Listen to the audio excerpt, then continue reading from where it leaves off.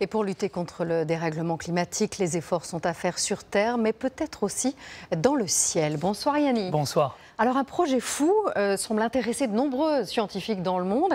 Produire de l'énergie renouvelable dans l'espace, comment ce serait possible? Oui, regardez, l'idée est aussi simple que folle. En effet, installer des panneaux solaires dans l'espace. Mais pas un petit peu, des centaines qui seraient déployés en orbite au-dessus de la Terre. Alors pourquoi dans l'espace, me direz-vous?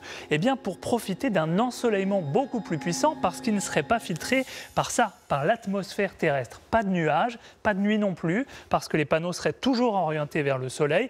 Résultat, eh bien une énergie propre, en abondance, 24 heures sur 24, 7 jours sur 7. Et l'idée serait ensuite de pouvoir utiliser tout cela de manière beaucoup plus simple que sur Terre, car la même surface sur Terre eh bien, produirait 13 fois moins d'énergie et prendrait beaucoup de place au sol en effet. Première difficulté, c'est envoyer tout ça sur Terre, pas de câble évidemment, mais plutôt des ondes captées par des antennes qui la convertiraient ensuite en électricité pour l'utiliser dans des villes entières, des logements, des usines, des transports et réduire l'utilisation des énergies fossiles comme le pétrole, le charbon ou le gaz. Alors ça semble prometteur en effet, mais on imagine que c'est plus compliqué que ça. Quels sont les défis à relever? Alors pour y voir plus clair, on va se rapprocher un peu. Suivez-moi.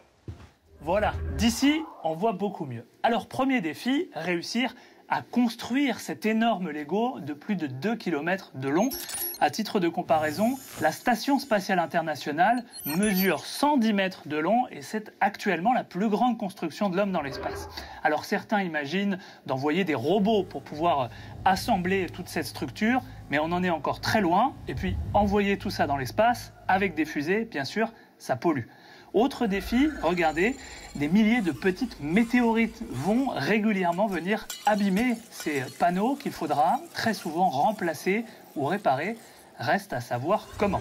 Alors tous ces défis, ça n'empêche pas de nombreux pays de s'intéresser à ce projet et même d'avancer très concrètement. C'est le cas du Royaume-Uni, de la Chine, de l'Europe et même des États-Unis. D'ailleurs, très récemment, une fusée américaine vient d'envoyer ce prototype dans l'espace pour réaliser des premiers essais.